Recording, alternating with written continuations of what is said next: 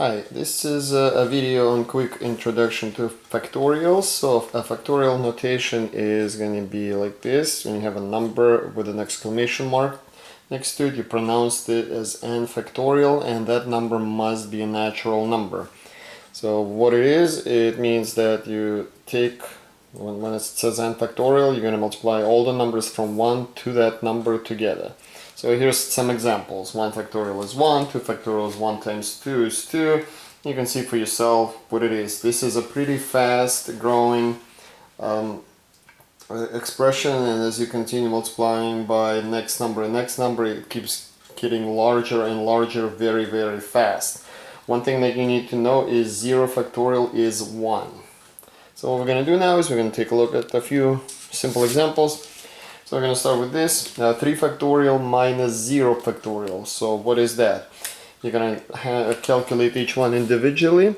3 factorial is 6, 0 factorial is 1, and the answer here is going to be 5. Okay. 8 factorial minus 7 factorial. So 8 factorial is 40,320. 7 factorial is 5,040.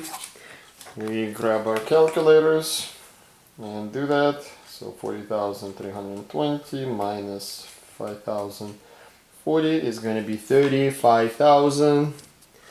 This here is going to give us 35,280.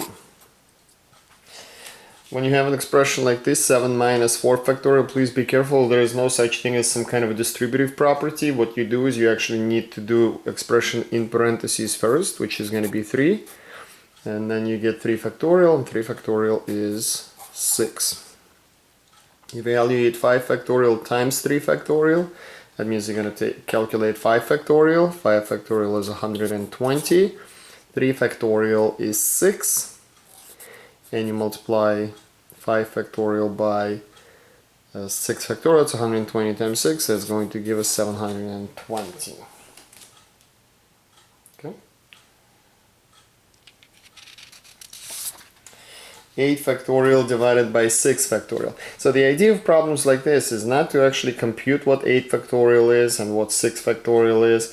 The idea is to understand this a little bit in a slightly different way, which will allow you to compute that much easier. So what is 8 factorial? It's 1 times 2 times 3 times 4 times 5 times 6 times 7 times 8. What is 6 factorial? It's 1 times 2 times 3 times 4 times 5 times 6.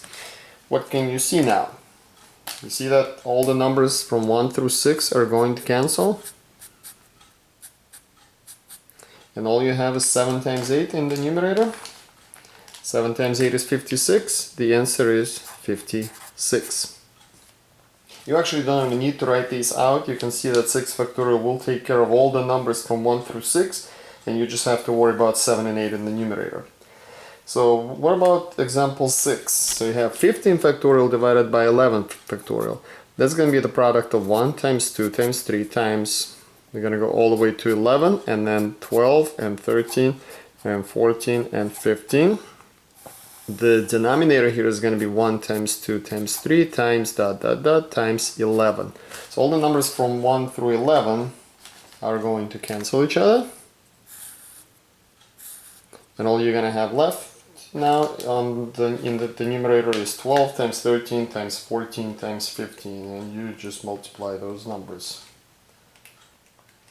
And that's going to give you 32,760.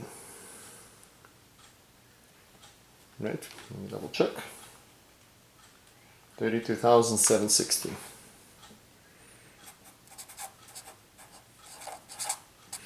Okay. So, with example 7, hopefully you understand these better now, and you should be able to do this problem without writing much down. So what do we have? We have 300 factorial in the numerator, 298 factorial in the denominator.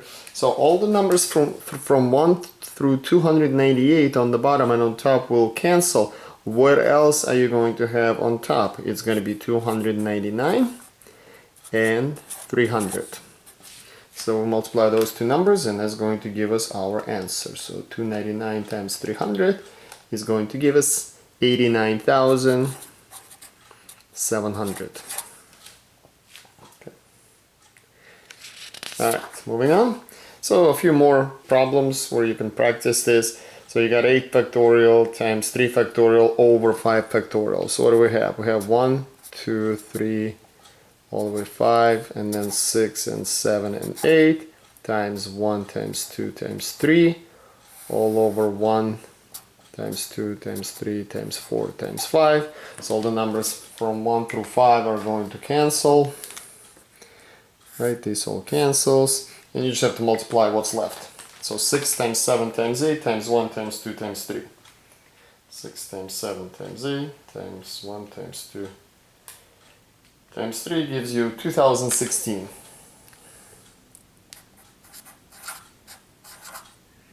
Okay. This next problem, let's see what's going to happen here. So if I rewrite this a little bit differently, just to make it easier to work with, I'm going to put a 10 factorial over 6 factorial, and here I'm going to write 7 factorial. And then here we're going to have 6 factorial divided by 5 factorial.